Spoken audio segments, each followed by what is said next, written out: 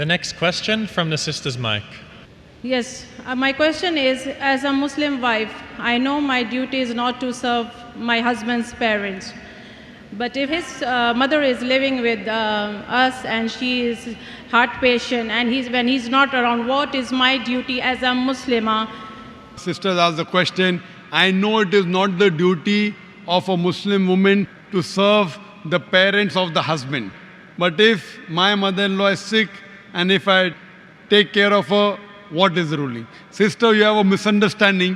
Where does the Quran say that you cannot serve the parents of your husband? Where does the Quran say that? Is there any verse in the Quran? Is there any hadith that says the Prophet said that don't serve the parents of your husband? Where does it say that? This is a misconception. What you have to realize that there are many duties. It may not be awwal fard for you to serve, but serving the parents of your husband is very good, alhamdulillah. And if your husband says you have to serve, you have to serve. What is the harm? You will get sawab. So there's no question saying that as a Muslimah you should not serve the parents. In fact, if you serve, you will be a very good wife.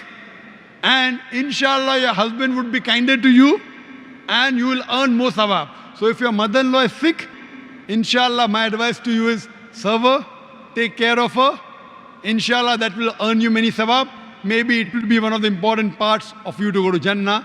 As long as your husband and your mother-in-law do not tell you to do anything against Quran and Sunnah, obey your husband, take care of them. Inshallah that will be one of your pathways to go to Jannah.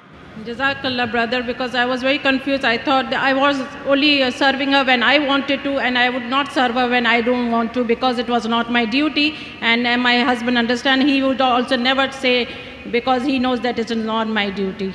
Jazakallahu khair. The other scriptures have failed the test.